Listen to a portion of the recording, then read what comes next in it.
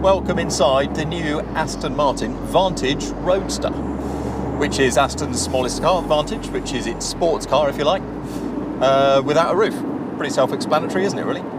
First things first, I'm going to put the roof back up for two reasons. One, you will hear me slightly more easily. Secondly, as long as I just go below 31 miles an hour, I can do it. Start counting. 2, 3, 4, less than 7 seconds. That's remarkable, isn't it? Remember those old days we'd see people struggling by the side of the road to put the roof up when it starts raining. You can do this even just around town, waiting at junctions and stuff like that. Less than 7 seconds is remarkable. It also adds, as roadsters often do to coupe versions of sports cars, some complications, because it adds 60 kilograms to the weight of Aston's two-seat sports car, which weighs around 1,530 kilos at the best of times. So, with the extra weight added, bearing in mind that it's mounted high and rearward as well, things change, and this becomes roughly a 1,600 kilogram sports car. Lots about it is unchanged. It's got an aluminium architecture. There's a 4-litre AMG sourced V8 engine at the front that drives through a carbon fibre torque tube with prop shaft through here to a transaxle at the back, where there's an 8-speed automatic ZF gearbox, whose actions are really straightforward. It's in drive unless you pull one of the paddles, and then it's in manual mode until you do an extended pull on the upshift and it goes back into drive. Why all automatic gearboxes are not this straightforward to use, I do not know, but it's really good and it's a terrific gearbox. Power is 503, old brake horsepower, 510 PS. That's good enough for a 0 to 60 time of less than 4 seconds. And a top speed with a roof up of 190 miles an hour, roof down 185, where I suspect it's quite blustery.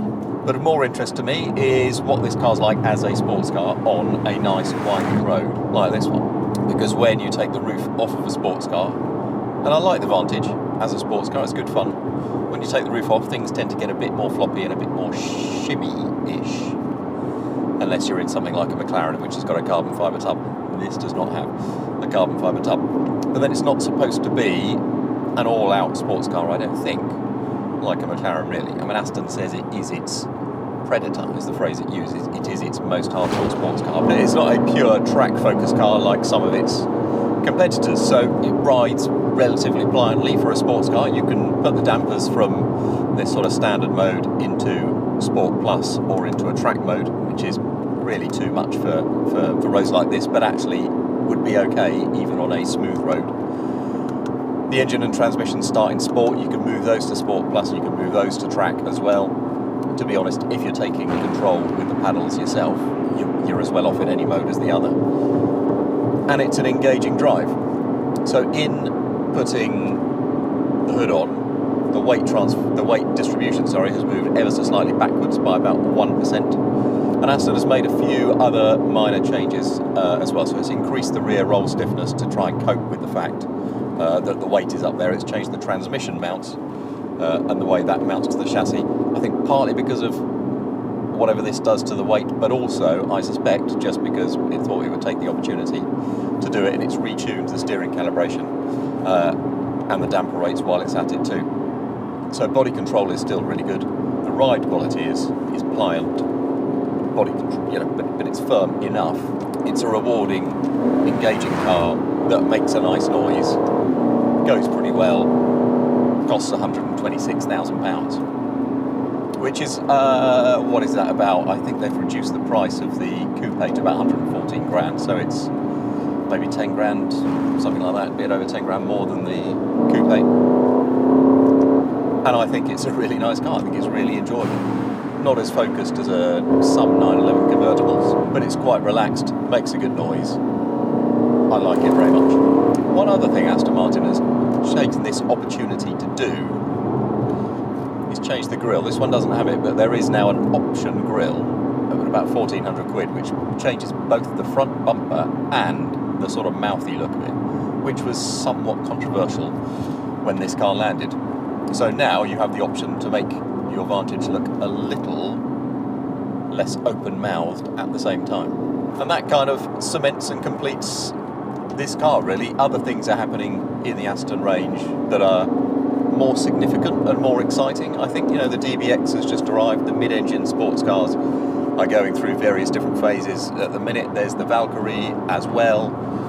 So really what you're looking at is the kind of core of Aston sports car range, which I don't think has sold in quite as large numbers as Aston originally envisaged it would. But now that range is, unless they're going to stick a V12 in it, I don't think they will. You could consider that this range is, largely complete. Now it's got both coupe and roadster versions. I mean, there'll be other little one-offs and special editions and things like that. But you're looking at a car that Aston has just cemented now in its range to do its thing.